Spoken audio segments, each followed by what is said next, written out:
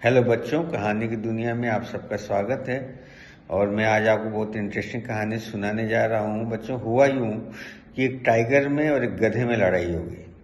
जो टाइगर था वो कह रहा था कि घास का रंग हरा होता है, और जो गधा था वो कह रहा था घास का रंग लाल होता है।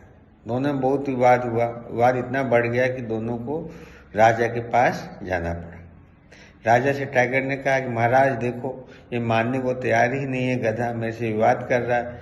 ये कह रहा है कि जो घास का रंग होता है वो लाल होता है, और मैं कह रहा हूँ घास का रंग हरा होता है। अब आप ही फैसला कीजिए कि घास का रंग कैसा होता है। मुझे पता है कि घास का रंग हरा होता है, इसलिए आप गधे को सजा दीजिए। तो जो राजा था उन्होंने कहा कि नहीं, जो गधा है बिल्कुल सही कह रहा है, घास का रंग लाल ही होता है, और तुम टाइगर तुम गलत कह रहे हो, इसलिए तुम्हें 10 दिन की जेल की कठोर सजा दी जाती। यह सुनकर जो गधा था वो खुशी खुशी भाग गया।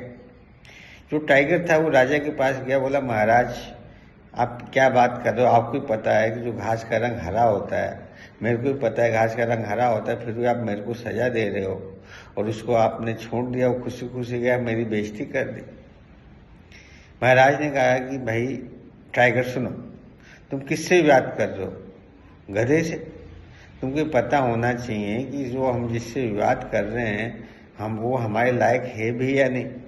तो तुमने 2 गलती की है। एक पहली गलती ये है कि गलत जीव से, गलत जानवर से आप तुमने विवाद किया है। दूसरी बात ये है कि विवाद हो भी गया तो उसने जो कहा वो तुमको मान लेना चाहिए, क्योंकि आखिर है तो वो गधा ही। तो बच्चों, हमको इस कहानी से यह शिक्षा मिलती है कि हमको हर किसी से हर चीज़ के लिए बहस नहीं करना चाहिए।